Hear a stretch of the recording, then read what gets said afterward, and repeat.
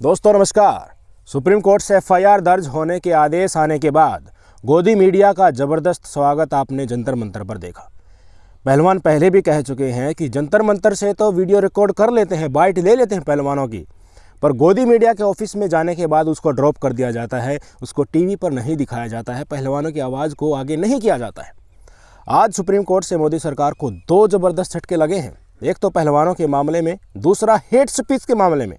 पहले हम पहलवानों के मुद्दे पर बात करते हैं। सुबह सुबह जंतर मंतर पर ही अभ्यास करते इन पहलवानों को नहीं पता था कि आज सुप्रीम कोर्ट से क्या फैसला आने वाला है। फिजिकली तौर पर तो आपको ये पहलवान अभ्यास करते हुए दिख रहे हैं, पर मानसिक तौर पर इनका दिमाग हिचकोले खा रहा है। एक ही बात को बार बार रिपीट करते हुए अब इन पहलवानों के दिमाग में दो बातें हमेशा पैरेलल में चलती रहती हैं। एक तो कौन क्या पूछ रहा है, कौन मिलने आ रहा है, उन सबसे ये बात करते रहते हैं, मीडिया से इंटरव्यू देते रहते हैं। और दूसरा इनके दिमाग में चलता रहता है कि न्याय कब मिलेगा, हमारा भविष्य कैसा होगा। ये पहलवान चिंतित है कि न्याय मिलने के बाद भी क्या पहले जैसा माहौल जो नॉर्मल है वैसा हो पाएगा, क्या पहलवानों को मानसिक शांति मिल पाएगी। ये बातें हमेशा इनके दिमाग में पैरेलल में चलती रहती हैं। साथियों, कल ही हमने आपको बताया था कि दिल्ली पुलिस के पास एफआईआर दर्ज करने के अलावा कोई भी चारा नहीं है, क्योंकि ब्रजभूषण शरण सिंह का अपराध संगीन है और डंडा सुप्रीम कोर्ट का है। ठीक वैसा ही आज सुप्रीम कोर्ट में सुनवाई के दौरान हुआ। सुप्रीम कोर्ट में सॉलिसिटर जनरल तुषार मेहता, जो सरकारी वकील भारत सरकार के हैं, उन्होंने कह दिया कि आज शाम तक दिल्ली पुलिस एफआईआर दर्ज कर लेगी। ये वही तुषार मेहता हैं जो परसों कह रहे थे कि एफआईआर रजिस्टर करने से पहले इंक्वायरी की ज़रूरत है। सुनवाई के दौरान शब्द से क्या प्रोसीडिंग हुई वो अभी मैं आपको बताने वाला हूं, जिससे आपको भी क्लियर हो जाएगा कि सरकार की असल मंशा क्या है।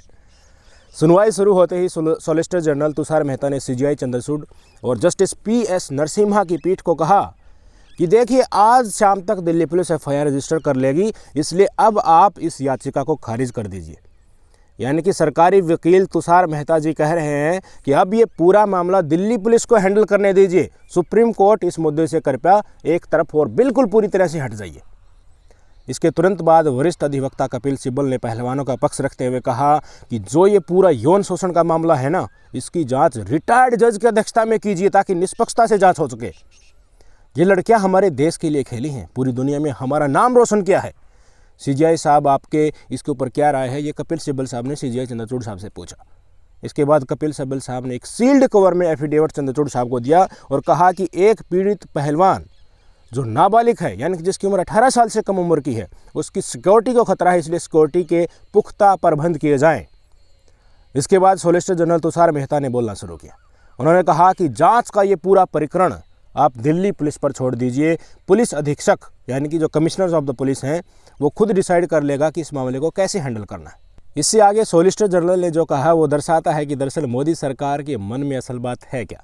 सॉलिसिटर जनरल ने बातों को घुमाते हुए कहा कि अगर एफआईआर रजिस्टर नहीं भी की जाती है तो न्यायालय पुलिस को प्रिलिमिनरी इंक्वायरी के आदेश दे सकता है। मुझे लगता है कि जंतर मंतर पर कुछ और ही हो रहा है। एक तरफ तो एसजी साहब कह रहे हैं कि शाम तक एफआईआर हो जाएगी, दूसरी तरफ क्या कह रहे हैं कि धरने पर तो कुछ और ही चल रहा है। एफआईआर नहीं हुई तो आपके पास अधिकार है, न्यायालय के पास अधिकार है, आप इंक्वायरी करवा सकते हैं।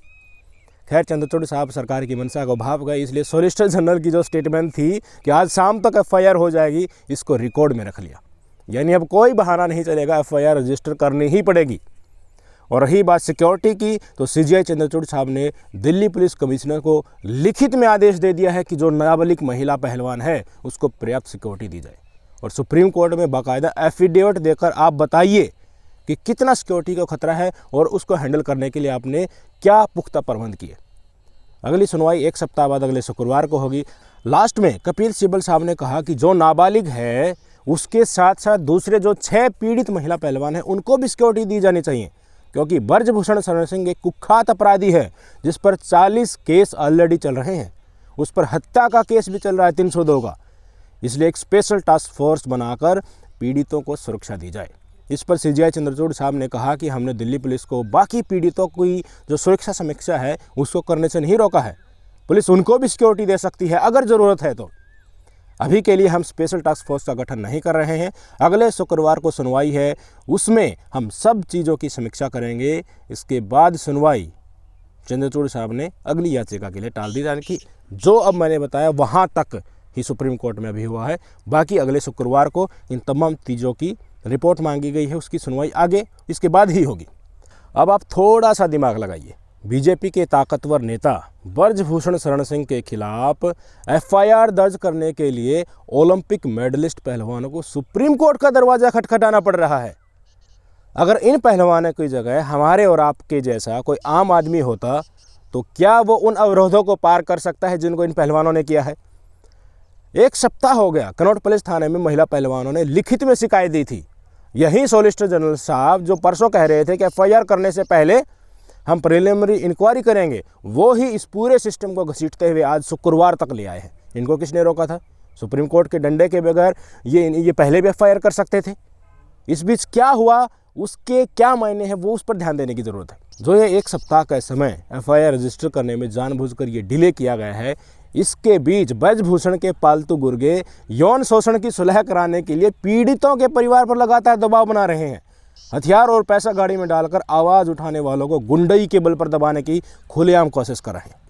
आखिर जिन 7 पीड़ित महिला पहलवानों ने दिल्ली पुलिस में लिखित शिकायत दी थी, उनकी जानकारी ब्रजभूषण के गुर्गों के पास कैसे पहुंची? दिल्ली पुलिस न्याय दिलाने में लगी है या फिर न्याय की सौदेबाजी कराने में लगी है? सरकार किसी भी कीमत पर अब अपने दबंग नेता ब्रजभूषण शरण सिंह को फंसने नहीं देगी। इस बात को पहलवान और पहलवानों के समर्थक भी जान चुके हैं। इस बात को सीजीआई चंद्रचूड़ साहब भी जान चुके हैं। मामला जांच होने तक बराबर सुप्रीम कोर्ट में मॉनिटर होता रहेगा, पर असली न्याय तो तभी मिलेगा जब पुलिस निष्पक्ष होकर सारे तथ्य उजागर कर देगी। ट्विस्ट इसी बात पर शुरू होता है, खेल यहीं से शुरू होता है। बीजेपी अपने नेता को बचाने के लिए पूरी कोशिश करेगी, वहीं दूसरी तरफ पहलवानों के समर्थन में देश की जनता अपनी आवाज़ लगातार मजबूत करेगी। धीरे धीरे पहलवानों की समर्थक जनता और मोदी सरकार आमने सामने एक एक मुद्दे पर बारीकी से उछलते हुए आपको दिखेंगे। इसी बीच 2024 के चुनाव भी आ रहे हैं, कई राज्यों में विधानसभा चुनाव भी हैं। सारी विपक्षी पार्टियां अपने आप को एकजुट करके मोदी साहब को टक्कर देने के लामबंद हो रही हैं। सत्यपाल मलिक मोदी साहब के भ्रष्टाचार विरोधी चेहरे और राष्ट्रवाद को खोखला साबित करके पूरे देश में भ्रमण कर रहे हैं। खाप पंचायत और किसान संगठन पहलवानों के साथ खड़े हो रहे हैं। धीरे धीरे पहलवानों का आंदोलन किसान आंदोलन जैसा रूप लेता जा रहा है। किसान आंदोलन के नुकसान को बीजेपी आज तक नहीं भूली है। उस समय बीजेपी का कोई भी नेता जनता के बीच जाने की सोच में नहीं सकता था। देर तो बस इसी बात की है कि कब ऐलान हो जाए कि ट्रैक्टर ट्रॉली लेकर दिल्ली कूच कर दो। उसके बाद तो पहलवानों की मांगों के साथ साथ किसानों के एमएसपी की मांग भी खड़ी हो जाएगी। क्या ब्रजभूषण शरण सिंह पूरी बीजेपी का ही अस्तित्व खतरे में डाल देगा? सोचना चाहिए। बात बिगड़े नहीं, इसके लिए बीजेपी की कोशिश अब यही होगी कि किसी न किसी तरह से पहलवानों की धरने को कमज़ोर किया जाए। ऐसा करने के लिए प्रशासन, गोदी मीडिया, बीजेपी समर्थित पहलवानों और बीजेपी के एजेंटों को सहारा लिया जाएगा। आप बिल्कुल भी अचरज मत करना कि कब दिल्ली पुलिस ये कह दे कि इस सीमित संख्या से ज़्यादा लोग पहलवानों के धरने में शामिल नहीं हो सकते। आप आश्चर्य मत करना जब पहलवानों की शक्ल भी आपको नेशनल टीवी पर यानी कि इसी गोदी मीडिया के टेलीविज़न पर आपको देखने को भी नहीं मिलेगी। आप आश्चर्य मत करना जब बीजेपी के एजेंट धरना करने वाले पहलवानों को नकली पहलवान कहने लग जाएंगे, विपक्ष के एजेंट कहने लग जाएंगे। आप आश्चर्य मत करना जब रेलवे से धरने पर बैठे पहलवानों की बर्खास्तगी के आदेश आ जाएं, क्योंकि जितने पहलवान बैठे हैं उनमें से 90% रेलवे में जॉब करते हैं, सरकारी। आप बिल्कुल भी आश्चर्य न करना जब जंतर मंतर को खाली कराने के लिए दिल्ली पुलिस लाठियां बांधने लगेगी। अब सिर्फ देखना यही है कि दिल्ली पुलिस कितनी निष्पक्षता और तेज़ी से इस मामले की जांच कर ब्रजभूषण शरण सिंह को जेल में डालती है या फिर एक नाटक स्वरूप ही आगे बढ़ेगी। अगर बीजेपी चुपचाप खड़ी होकर जो भी हो रहा है उसको होने देगी निष्पक्षता से तो ठीक रहेगा, नहीं तो जिस तरह से पहलवानों को समाज के हर तबके का समर्थन मिल रहा है वो सियासी तौर पर बीजेपी को बहुत बड़ा नुकसान कर जाएगा। आज सुबह से ही ट्विटर पर I stand with my champion number 1 पर ट्रेंड कर रहा है। जो लोग फिजिकली धरने पर नहीं पहुंचे हैं वो सोशल मीडिया पर पहलवानों के समर्थन में अपनी बात रख रहे हैं। कल ही विनेश फोगाट ने खेल जगत के मसीहाओं से समर्थन देने को कहा था, आज उसका रिजल्ट देखने को मिला है। पीटी उषा ने जहां पहलवानों को डिसिप्लिन सिखाने के नाम पर पल्ला झाड़ लिया, वहीं रानी रामपाल, सानिया मिर्जा, निखत जरीन, नीरज चोपड़ा, अभिनव बिंद्रा, वीरेंद्र सहवाग, नीरज गोद, विजेंदर सिंह, इरफान पठान, कपिल देव, सोनू सूद, जूही चावला, सवरा भास्कर, बॉक्सर स्वीटी बुरा, ये पहलवानों के समर्थन में अपना बयान दे चुके हैं। अब अक्षय कुमार जो मोदी साहब के साथ आम खा रहे थे वो नहीं आए हैं, सचिन तेंदुलकर नहीं आए हैं। आम आदमी पार्टी के कैबिनेट मंत्री सौरभ भारद्वाज और अतिशी पहलवानों के बीच पहुंच चुके हैं। कल केजरीवाल भी जाएंगे। राजस्थान के मुख्यमंत्री अशोक गहलोत भी ट्वीट कर अपना समर्थन पहलवानों के समर्थन में जता चुके हैं। पूर्व कुश्ती संघ अध्यक्ष व राज्यसभा सांसद दीपेंद्र सिंह हुड्डा भी पहलवानों के बीच पहुंचे और अपना जोरदार समर्थन दिया। सुनिए। आप पेश कर लो इस पर बोला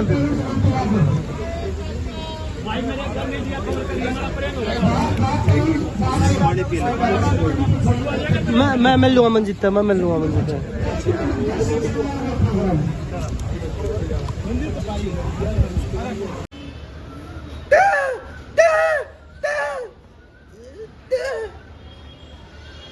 आज सुबह से ही एक पर्चा पहलवानों के धरने पर टंगा हुआ है। इसमें ब्रजभूषण शरण सिंह के सारे अपराध और उनकी शिकायतों का ब्यौरा है। पर्चा ऊपर से नीचे तक भरा हुआ है। देखकर लगता है कि ब्रजभूषण शरण सिंह एक हिस्ट्री सीटर हैं। बजरंग पुनिया के गुरु का एक वक्तव्य आया है जिसमें वो कहते हुए सुने जा सकते हैं कि अगर पहलवानों को न्याय मिलने का रास्ता दिखाई दिया, जो भी पहलवान न्याय मांग रहे हैं, तो यौन शोषण के शिकार कई और पहलवान भी सामने निकल कर आ जाएंगे, बहुत भारी मात्रा में आ जाएंगे। तो ये तो थी पहलवानों की बात। अब आते हैं सुप्रीम कोर्ट से आई दूसरी बड़ी खबर की तरफ। सुप्रीम कोर्ट ने आज शुक्रवार को हेट स्पीच के मामलों में राज्यों और केंद्र शासित प्रदेशों को तत्काल एक्शन लेने का निर्देश दे दिया है। कोर्ट ने कहा कि जब भी कोई नफरत फैलाने वाला भाषण देता है तो सरकारें बिना किसी शिकायत के एफआईआर दर्ज करें। हेट स्पीच से जुड़े मामलों में केस दर्ज करने में देरी होने पर इसे अदालत की अवमानना माना जाएगा, कंटेम्प्ट ऑफ कोर्ट माना जाएगा। मामले में अगली सुनवाई इसी मामले में 12 मई को होगी। कोर्ट ने कहा ऐसे मामलों में कार्रवाई करते हुए बयान देने वालों की धर्म की परवाह नहीं करनी चाहिए। ऐसे में धर्मनिरपेक्ष देश की अवधारणा को जिंदा रखा जा सकता है अगर आप ऐसा करेंगे तो। कोर्ट ने अपने 2022 के आदेशों का दायरा बढ़ाते हुए राज्यों और केंद्र शासित प्रदेशों को यह निर्देश दिए हैं। इससे पहले सुप्रीम कोर्ट ने सिर्फ यूपी, दिल्ली, उत्तराखंड सरकार को यह आदेश दिया था, अब सबके लिए हो गए। अदालत ने कहा कि हेट स्पीच एक गंभीर अपराध है जो देश के लिए धर्मनिरपेक्ष ताने बाने को, जो देश का जो धर्मनिरपेक्ष ताना बाना है उसको प्रभावित करता है। Justice KM. जोसेफ और बीवी नागरत्ना की बेंच ने मामले की सुनवाई के दौरान कहा कि हम धर्म के नाम पर कहाँ पहुँच गए, यह बहुत दुखद है। उन्होंने कहा कि जो भी न्यायाधीश यहाँ हैं वो गैर राजनीतिक है, उन्हें पार्टी ए या पार्टी बी से कोई मतलब नहीं है, कोई सरोकार नहीं है और उनके दिमाग में केवल भारत का संविधान है। बता दें कि सुप्रीम कोर्ट देश के विभिन्न हिस्सों से दाखिल हुई हेट स्पीच से जुड़ी कई याचिकाओं पर आज सुनवाई कर रहे थे। पहले पत्रकार शाहीन अब्दुल्ला ने कोर्ट में याचिका दाखिल कर नफरत फैलाने वाले बयान देने वालों के खिलाफ केस दर्ज करने की मांग की थी। इस पर कोर्ट ने 21 अक्टूबर 2022 को दिल्ली, उत्तर प्रदेश और उत्तराखंड की सरकारों को ऐसे मामले में शिकायत मिले बगैर ही, यानी कि सू मोटो जो होता है वो एक्शन लेने के लिए कहा था। कोर्ट ने आज अपने आदेश का दायरा बढ़ा दिया है। इससे पहले मार्च 2023 में सुप्रीम कोर्ट ने मामले की सुनवाई में कहा था कि हर रोज़ टीवी और सार्वजनिक मंचों पर नफरत फैलाने वाले बयान दिए जा रहे हैं। क्या ऐसे लोग खुद को कंट्रोल नहीं कर सकते? ये सुप्रीम कोर्ट ने कहा था। जिस दिन राजनीति और धर्म अलग हो जाएंगे, नेता राजनीति में धर्म का उपयोग करना बंद कर देंगे, उसी दिन से नफरत फैलाने वाले भाषण भी बंद हो जाएंगे। हम अपने हालिया फैसलों में भी यह कह चुके हैं कि पॉलिटिक्स को राजनीति के साथ मिलाना लोकतंत्र के लिए खतरनाक है। ये सुप्रीम कोर्ट ने आज कहा है। वहीं जस्टिस बीवी नागरत्ना ने पूर्व प्रधानमंत्री जवाहरलाल नेहरू और अटल बिहारी वाजपेयी की मिसाल देते हुए कहा, वाजपेयी और नेहरू को याद कीजिए जिन्हें सुनने के लिए दूर दराज से लोग इकट्ठा हुआ करते थे। हम आज कहाँ जा रहे हैं हमें देखना चाहिए, और ठीक बात भी है। वाजपेयी जी ने तो खुलेआम ये गुजरात 2002 के जो दंगे हुए थे उसके बाद नरेंद्र मोदी उनके साइड में बैठे हुए थे, तो उसी समय उन्होंने कहा था कि नरेंद्र मोदी या कोई भी जो मुख्यमंत्री हो या प्रधानमंत्री हो, उस मुखिया को राजधर्म का पालन करना चाहिए। एक राजा को प्रजा में भेद नहीं करना चाहिए कि ये हिंदू है ये मुसलमान है। तो इसी के चलते सुप्रीम कोर्ट ने भी आज अटल बिहारी वाजपेयी और जवाहरलाल नेहरू के भाषणों का उदाहरण दिया है और आज के नेताओं को धर्म को राजनीति में न घुसाने की ही सलाह दी। इस तमाम मुद्दे पर आप क्या सोचते हैं, कमेंट करके जरूर बताइएगा। नमस्कार।